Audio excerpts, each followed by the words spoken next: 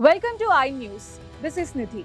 Middle east లో హింస, రక్తపాతం మాత్రమే కాదు, హ్యూమన్ ఎమోషన్స్ కి సంబంధించిన ఒక ఎపిక్ చాప్టర్ స్టార్ట్ అయింది.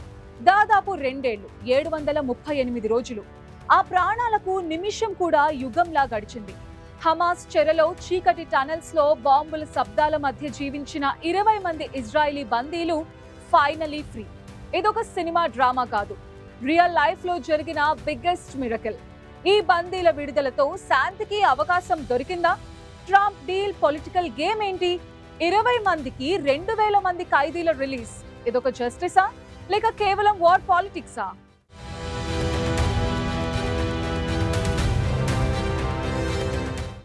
అక్టోబర్ 7, 2023 క్యాప్చర్ అయినప్పటి నుండి వారి జీవితాలు ఒక చీకటి సొరంగంలో చిక్కుకుపోయాయి. గాజాలోని డింగీ టనెల్స్ లో బార్గెనింగ్ చిప్స్ గా మారిన ఆ 20 మంది వారి ఫ్యామిలీస్ కి ఒక మిస్సింగ్ పీస్. మొదట హమాస్ ఫైటర్స్ నుండి రెడ్ క్రాస్ కి హ్యాండ్ ఓవర్, ఆ తర్వాత హెవీ మిలిటరీ ఎస్కార్ట్ తో ఇజ్రాయెల్ వైపు ప్రయాణం.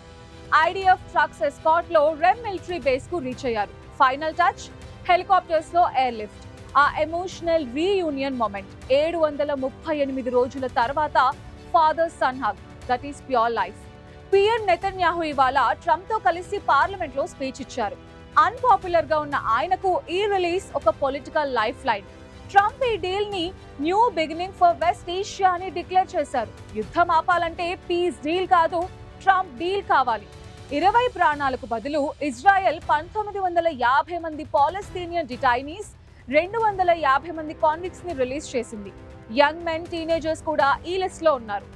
ఈ డీల్ ట్రూ ట్రామాని ఎండ్ చేసింది. బట్ గాజాలో మిలియన్స్ ఆఫ్ పీపుల్ ఇప్పుడు ఫుడ్ లేకుండా, ఇల్లు లేకుండా ఉన్నారు. ఈ ట్రూస్ నిలబడుతుందా? హమాస్ నిరాయుధీకరణ అవుతుందా? పీస్ అనేది కేవలం డైలాగ్స్ లో ఉంటుందా లేక రియాలిటీ అవుతుందా? The middle east is on a knifes edge. ఈ బందీల విడుదల దృశ్యం ప్రపంచానికి కొంత ఉపశమనాన్ని ఇచ్చింది, కానీ అంతరంగంలో ఇంకా ఉద్రిక్తత ఉంది. ఒకవైపు సంతోషం, మరోవైపు ఈ సంక్షోభం వెనుకున్న రాజకీయ, మానవతా సంక్షోభాలను కూడా మనం మర్చిపోకూడదు.